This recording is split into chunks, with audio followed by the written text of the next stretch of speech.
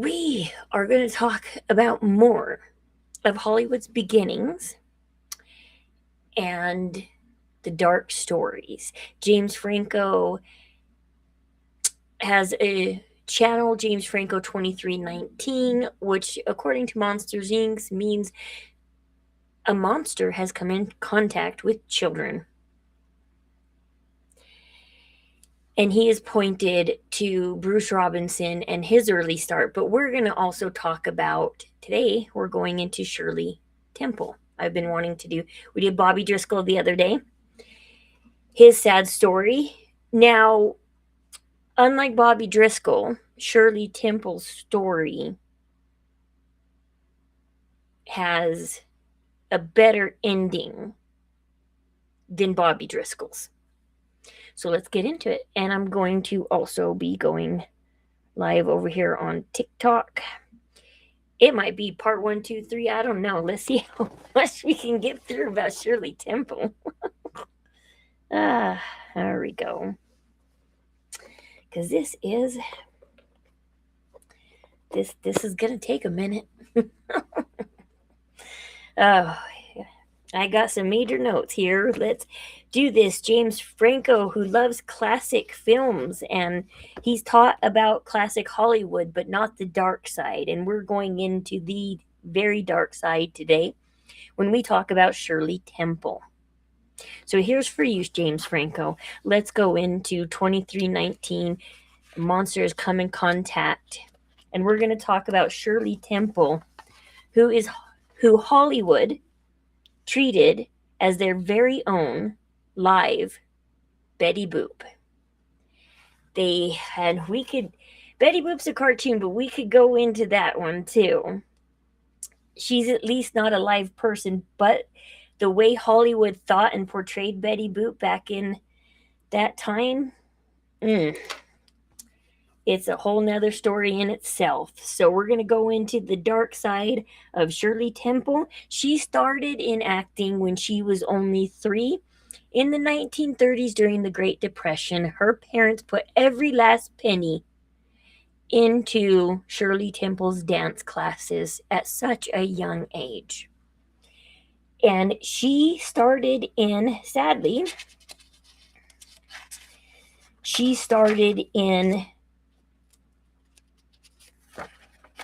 her first role was in baby burlesques movies. We're going to go into that. And War Babies. These movies were a series of short films that made her the star she is. She started in this, it was toddlers, 3 years old. They were dressed in, Shirley Temple in her memoir later describes it as skimpy clothes that were extremely uncomfortable. And when she, just like Olivia, we talked about how Olivia looked back on her scenes in Romeo and Juliet and was horrified by the nudity that was shown. Later on, Shirley Temple looked back on this also with embarrassment at what Hollywood had done to her, because when Hollywood takes you in, Shirley Temple was a brand. She saved 21st Century Fox from going into bankruptcy. She was their brand. She was their girl. And they owned her image. They owned every ounce of her. And her dad was her manager. And her dad and mom lied about her age. They okayed all of these scripts, by the way. And they were there. The parents were there. What the parents wouldn't do to become millionaires and spend all of Shirley Temple's money. She only had about $44,000 in her trust when she became an adult. Because, and we're going to talk about that later too. We're going to go into, what's his name? Jackie Coogan and Coogan laws. We're going to go into that. So, they dress these toddlers in these baby burlesque series of movies as soldiers, nightclub performers, socialites, politicians, gangsters, and romantic couples. The producers were like, oh, this is harmless novelty entertainment. It's not a big deal. This went on from 1932 to 1933. They had subjects such as dating, marriage, romantic relationships, infidelity, okay, infidelity, and adult behaviors. So this crossed a huge line, what they were doing in Hollywood. This was so not cool. Let's go more into it. So the studios, they had enormous power. Like I said, they controlled every ounce of all of this. So in the first movie, War Babies, Shirley Temple played an exotic dancer at the age of 3. She played an exotic dancer. She received her first kiss on the movie. Her dad saw the script and even approved this. Okay. The dad approved this script and let her 3-year-old daughter do this. Baby Burlesque, she wore just a diaper with pins on it. This is what she wore. And she traded kisses for lollipops, and she had certain lines such as, I'm too expensive for you. Okay, a 3-year-old saying that. Okay? Imagine that. I'm very much an adult. And so it's funny when I probably say it, but it's not funny when toddlers say it. And then in Curly Top, she was full nude with glitter makeup on, and she played a Cupid at 3-4 years old. And this is what the producers controlled and did, and they wanted from toddlers. So let's go into 1934. We're in the depths of the Great Depression. Families can't afford anything. This is where hot dogs come about because they were a cheap meal to eat. Families were struggling, but middle-aged men were the major fans of Shirley Temple. And these middle-aged men and other people, no matter what, could at least scrap together some change to afford a ticket to see the newest Shirley Temple movie. To see that cute little girl with the ringlets and the blonde hair dancing and singing and being schmexy. So she had her signature ringlets, her fancy dresses, song and dance routines, sweet personality. We all think we know who Shirley Temple is. That sweet little girl, her public appearance. They controlled everything, her public appearance. Some people wonder who Shirley Temple really is because she was controlled inside and out of the studio. And if you remember about Bobby Driscoll, he was never socialized because just like Shirley Temple, he was controlled by all the adults around him. He only knew adults, producers, and that's where he was socialized. So he never learned to socialize with other children and grow up with other children in school. And all she knew was the cameras following her, the reporters following her, the pressure to be America's little darling. So as she gets older, 6 or 7 years old, she's got millions of fans by this time. She later in life said,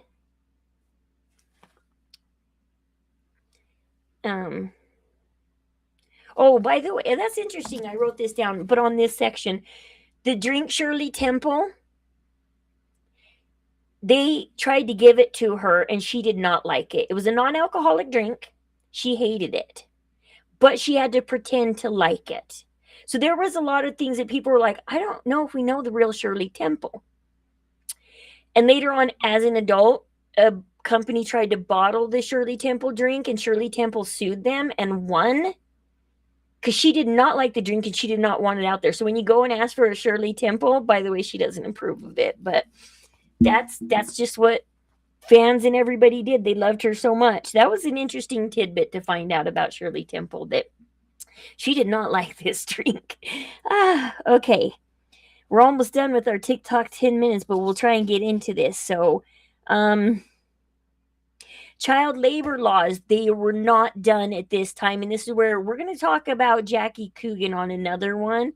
This is where Jackie Coogan comes in the Coogan laws, because parents were spending their children's money before they could become an adult. That's what happened with Bobby Driscoll. Even in the 50s, they were still doing it. And Bobby Driscoll had no money to his name, even though he was making $800 a week in the 50s. Shirley Temple only got like $13 a month. That's what her parents allotted her, and then they took the rest of her money. And so that comes in later. And so child labor laws also came in later because Shirley Temple was bogged down with acting lessons, dance practice, vocal coaching, public appearance, film shoots, promotional events, all at a very young age of 7. And no schooling, no socialization, no nothing. So in a minute, we're going to get into it in the next video. We'll do a part 2. We're going to get into more as Shirley Temple grows up. So let me go ahead and we got to do the standard. Let's title this.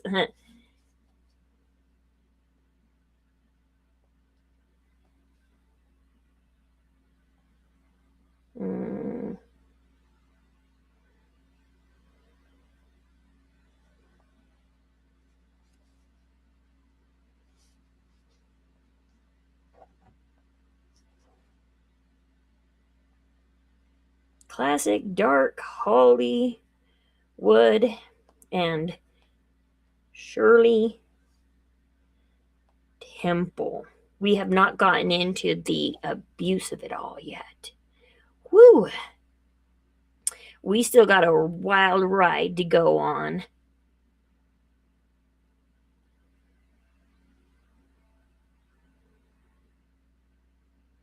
So we still got a little bit of a wild ride to go on.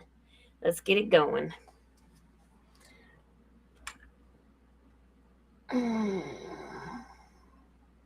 Don't fall this time. I had it fall that last time and I was like, no. Okay, don't fall.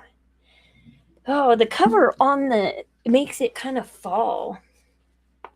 So let's get into it.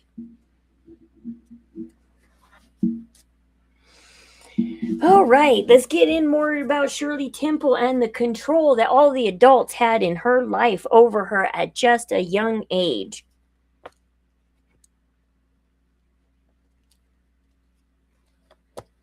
So basically, Shirley Temple is 6, 7 years old. There's nothing but adults controlling her life. This is where we get into a little bit of the dark stuff, too. One time, she was in her dressing room, and she talks about this in her memoir. She was in her dressing room. She's just a 6-year-old little girl. I remember what it's like to be 6. This brings back trauma, by the way. Triggering. She's in her dressing room, and an executor comes in there to talk to her. And he decides to expose himself to her. And Shirley Temple, not knowing how to handle this moment in time, because you're just a child. Oh, crap.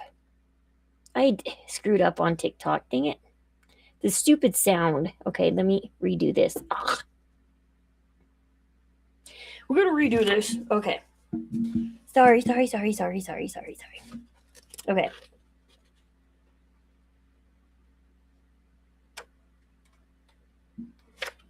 Okay, let's get more into Shirley Temple and the dark side of what it was like working for all these adults and the executors and everything. And we're going to get into the very dark side of Shirley Temple. And some of this has been written in her memoirs.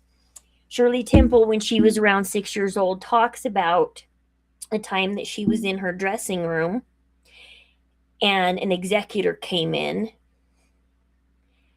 and was talking to her, and he exposed himself to her. This is so hard to talk about.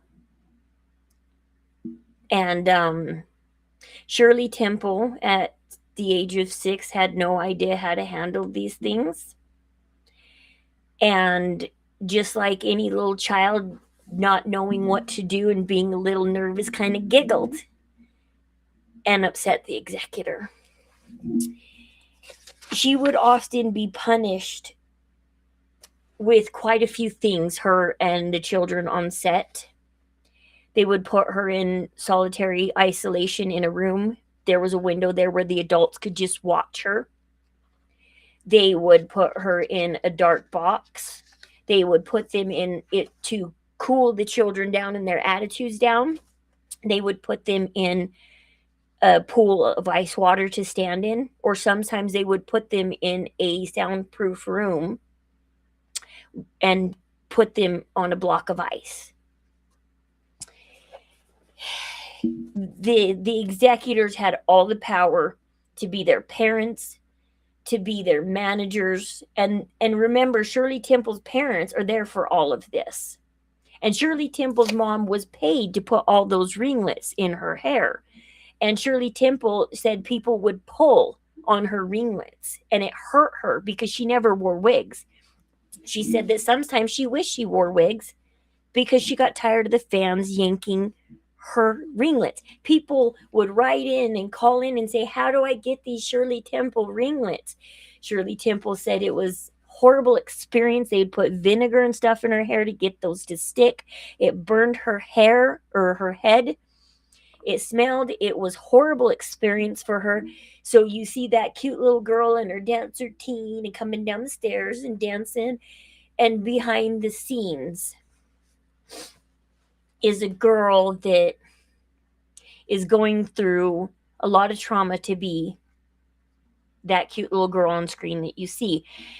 And to get her to cry on cue, they would tell her that her mom was kidnapped by a green-skinned, red-eyed monster that was coming for her. He's already got her mom, and the producer would just tell her these scary stories just to get her to start crying.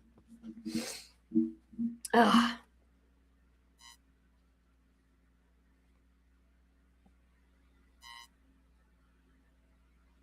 And then one producer, Shirley Temple, found out there was a button in his office, and she found out what that button was for.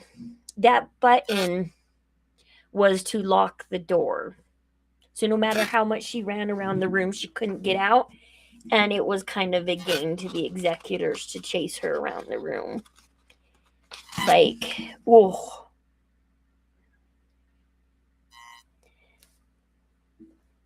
So basically, Shirley Temple,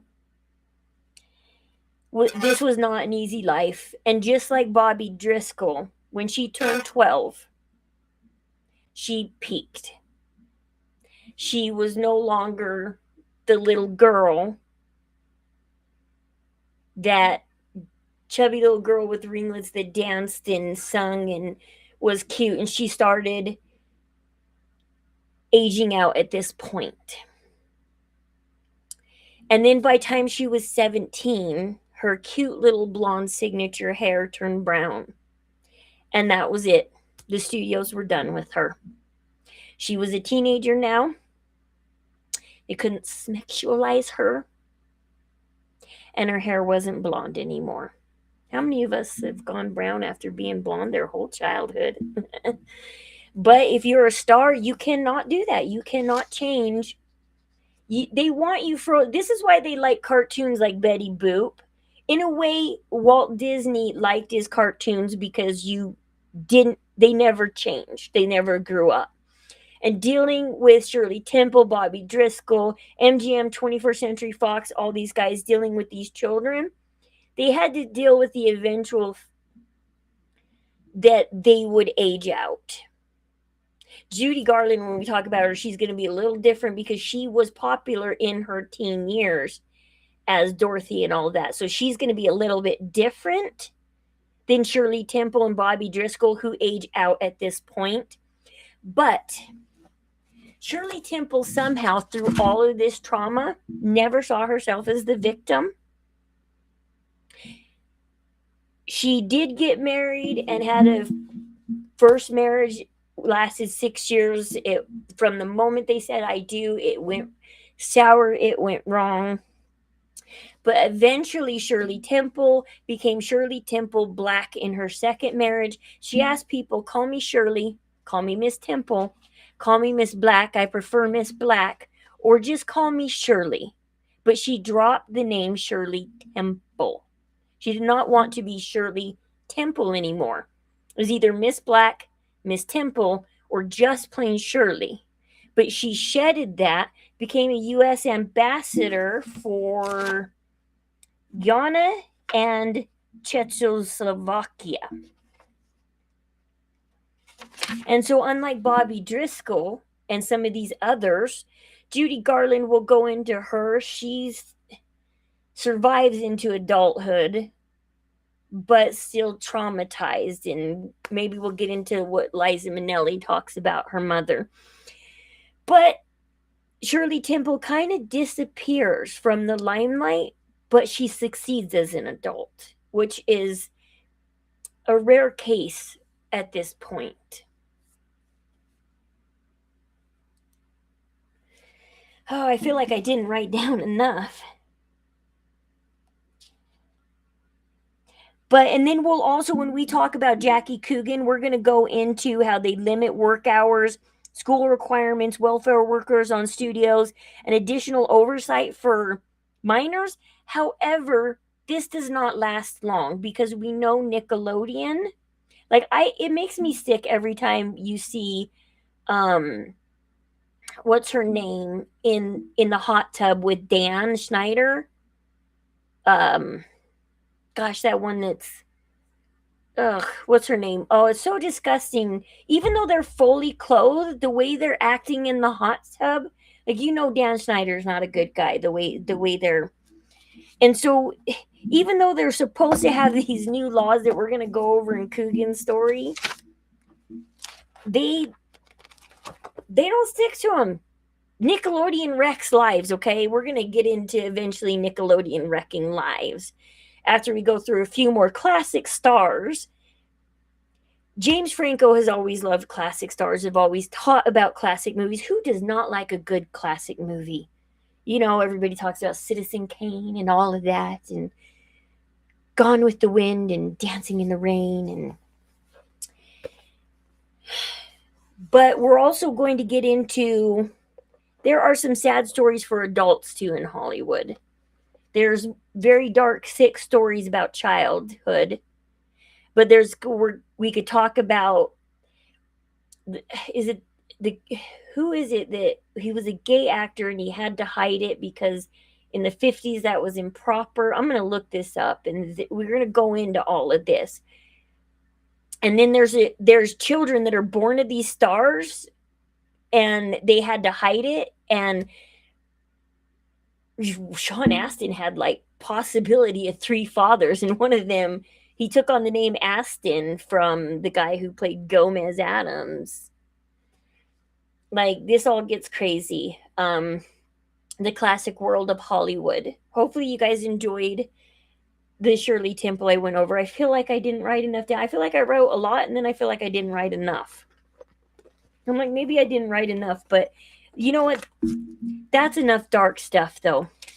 The fact that she started out in baby burlesque, we should all be angry of. These classic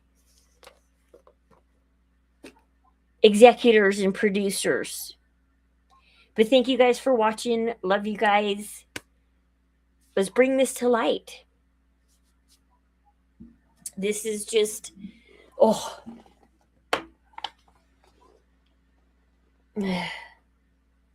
So,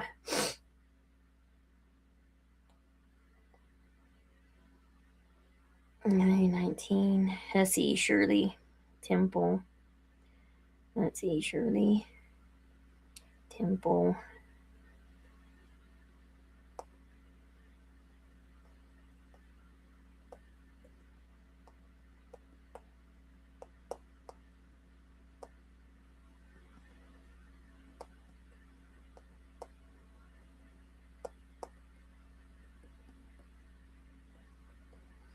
So there we go. There's my short series on Shirley Temple and the dark history of Shirley Temple. It's like, hopefully this is what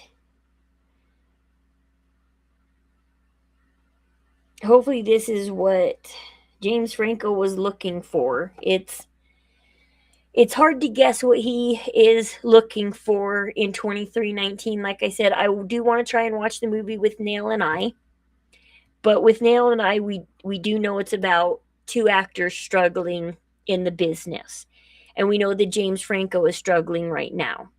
We know that James Franco is on his way to be ousted, and he's trying to apologize and set the record straight. And like I said, that his co-star even said that Hollywood has been influencing him and he's had some bad behavior. Maybe we'll get into Seth Rogen, because Seth Rogen has turned on James Franco. But Seth Rogen is not a good guy either, though. Like, Coffee and Crime gets into Seth Rogen, because Seth Rogen isn't a great person. So who's he to push away James Franco when he's on Coffee and Crime? If you're on Coffee and Crime's list, she's got some dark stuff on you. No, it's Coffee and Colts. Sorry. Coffee and Colts. If you're on Coffee and Colts list, you got some dark stuff in your past or current history, and you don't want to be on Coffee and Colts podcast and list, because she's going to break out your dark history. And so Seth Rogen's on there. Unfortunately, James Franco's on there, but he's not as bad as her mortal enemy Ashton Kutcher and Danny Masterson and Chris Masterson. The Masterson family is kind of a dark Scientology story in its own. So let me know what you guys want me to go into. I'm planning on doing Jackie Coogan, Judy Garland, and looking into any other Hollywood child stars that were icons, that we counted as icons, but the darkness behind the Amanda Bynes, that's her name. Okay. Amanda Bynes and Dan Schneider in a hot tub makes me sick every time I see that. She was only a teen, and I know she was dressed, but still, even though she's fully dressed, she should not be in a hot tub with Dan Schneider. Okay. Like, I just cannot do that. I bet she couldn't. Like, she's in there just laughing on the interview the whole time, but you know, sometimes when women laugh, it's because they're uncomfortable. You're in an uncomfortable situation, and they're forced to be in this uncomfortable situation. And so I wouldn't exactly take... I didn't mean to click on that. I wouldn't exactly take her laughing in the interview as she's enjoying herself. I wouldn't do that. Oh, my hair fell out of his bun, and I did the whole like 2 pigtails, and then you tie them together to make a bun, and it fell out. So I left it out, because you just like bun it up. As you go, woo! So, got 2 very long pigtails.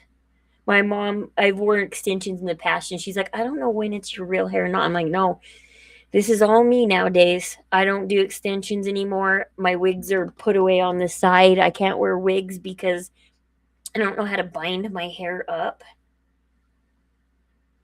And because the wig won't sit on this long of a hair, you can't just put a little bun back here. I got to figure out how to like set it so that the wig will sit on top of it. I gotta probably do like a wide bun like this or something, a wide flat bun. And I need a new hairnet. Oh, there we go. So, anyways, I hope you guys enjoy that. I don't know what else to say besides let me know what you want me to talk about. Let's keep digging into dark Hollywood. I will look up some of these actors' names. It's like because I'm getting older, all this information in my head slips at times. It's like I knew this actor's name. I don't know if it was the Superman guy. The guy who played Superman in the 50s? Or what? I'm just going to have to look these up now because I just can't remember their names. I can't remember their names. How?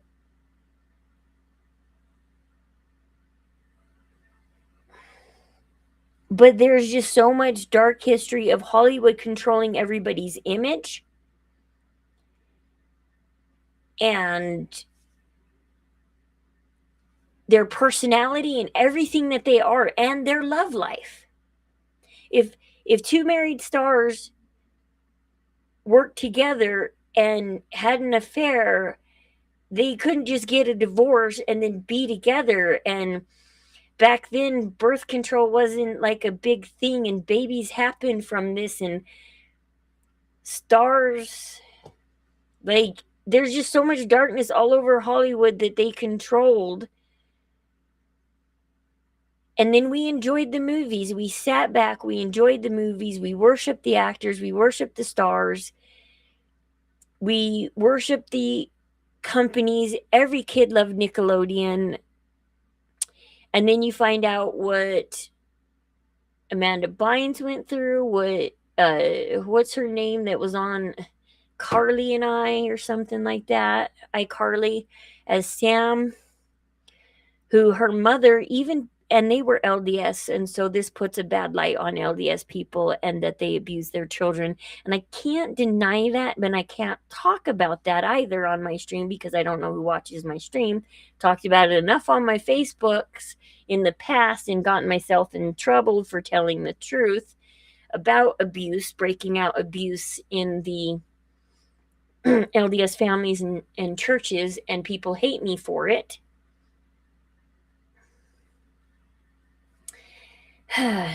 And so I don't know. I don't care anymore, and I quit telling the truth, and I just hide it now. And you hide the abuse because if you break out the abuse, the abusers, first of all, call you the liar. They point the finger at you. They get everybody angry at you so that they can hide the abuse that they did. And they get you shunned. And everybody's like, oh, great, good. I don't want to be around that person. They're horrible. They're toxic. They're bad. And it's like, no, I'm not the toxic one. I'm just the one that's speaking the honest truth. The mental, the physical abuse, the psychological abuse they put you through, the conditional love, then there's not unconditional love. It's conditional that you follow everything. And I talk about 10 years ago when I started streaming, I talked about the psychology of Myers-Briggs personality type and what personality type actually is very psychologically abusive and will do this. And I hate that personality type with a passion. And the funniest comment I ever got when I made a video on it is somebody said, I hate you. You spoke the truth, but I hate you for it. And I was like, well, thank you. That's good. You hate me for speaking the truth? Great, thanks. I mean, get used to being hated for speaking the truth. James Franco right now is at the point where he's like, I want to tell the truth. I want to get the truth out. You guys get the truth out. I'm going to give you the clues. You guys got to pick these up. You guys got to get the truth out. Because if I tell the truth, if I disappear, you know who did it. Because I gave you the clues. I told you about it. I gave you the clues. I disappeared and you did it. We got a lot of people disappearing lately. We got people disappearing from NASA. We got scientists disappearing. We got actors being, their eyes go dead, their skull changes, like, oh my gosh, like their fingers grow longer, they look demonic, alien, demonic, I don't know. We have that movie that just came out, Disclosure Day, like talking about aliens hiding right there in the plainest of sight. Are they right there? Because Olivia Rivo's fingers, when she's like, people are like, they can literally see them grow, and she's like, and she's reaching out like Dracula, and her fingers are getting longer as she reaches out. And so we're seeing people kind of disappear.